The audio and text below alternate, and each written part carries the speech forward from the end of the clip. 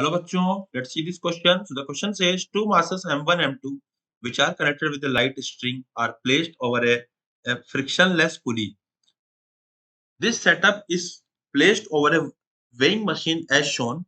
Three combinations of masses m1 m2 are used. In first case m1 is equals to 6 kg, m2 is equals to 2 kg. Second case m1 is equals to 5 kg, m2 is equals to 3 kg, and in third case m1 is equals to 4 kg, m2 is equals to 4 kg. Masses are held initially stationary initially and then released. The reading of the weighing machine are after the release in three cases is are W1, W2, and W3 respectively. Then what is the relation of W1, W2, W3? So here in this question, first of all, we will write the key concept that will be used here in this question. So the key concept is the weight will be equals to 2 times of tension.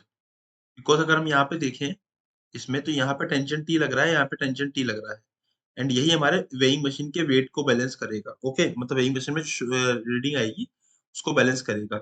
Okay and अगर हम बात करें कि equally यहाँ पे हम ये लिख सकते हैं कि न्यूटन्स का जो सेकंड लॉ ऑफ मोशन है this will be used here in this question. Okay so let's start the question start करते हैं हम लोग यहाँ पे एंड यहाँ पर अभी हम लोग लिखेंगे इसको इस तरीके से डायग्राम को रीड्रॉ करते हैं पहले.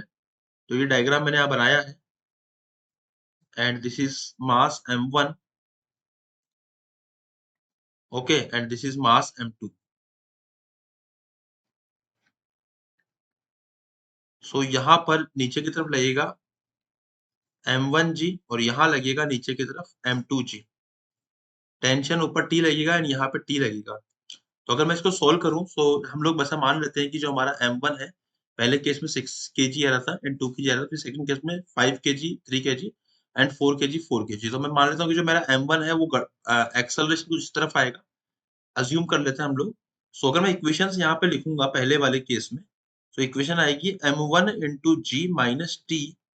This is equal to m1 into acceleration a. मैंने यहाँ पे न्यूटन की सेकंड लॉ ऑफ इक्वेशन लगाया, सेकंड लॉ ऑफ मोशन लगाया है and t minus m2g this will be equal to m2 into a.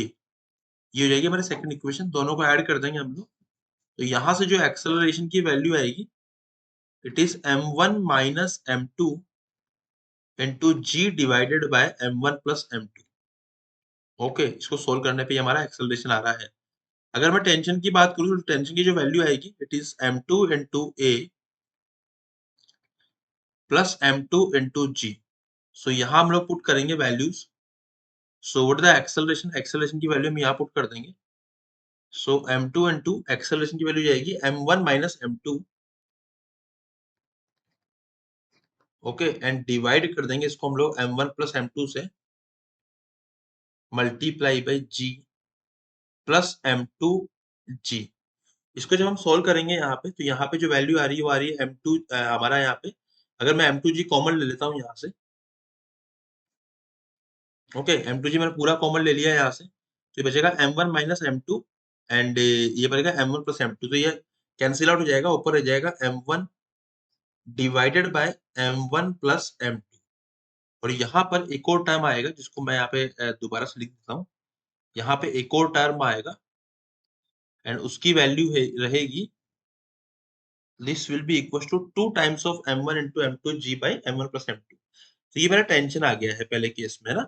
अगर हम बात करेंगे W1 की तो W1 जो होएगा वहां पे m1 की वैल्यू 6 kg थी और m2 की वैल्यू हमारे पास 2 kg थी. तो I will put the tension will be equal to W1 will be equal to tension 1 और टेंशन की वैल्यू आएगी 2 into m1.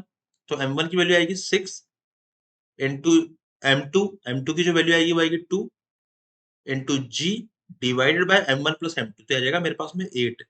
इसको सोल्व करेंगे हम लोग तो कितना आएगा 2 से कैंसिल आउट हो जाएगा 6/2 इट इज 3g. ये हो गया मेरा पहला case.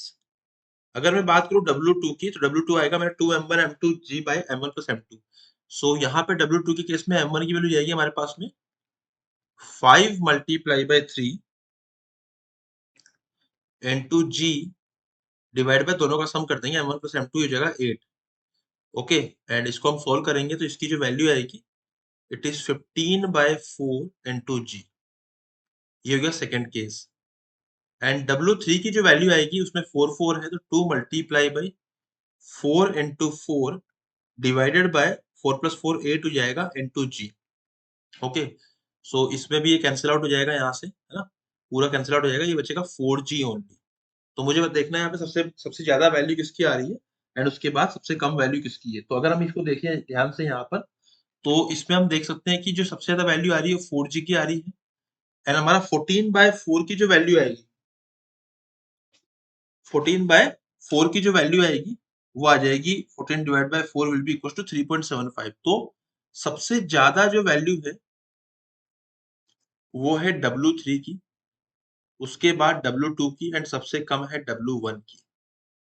So it is matching with option number 2. Option number 2 is the final answer. I hope you understood it well. Best of luck.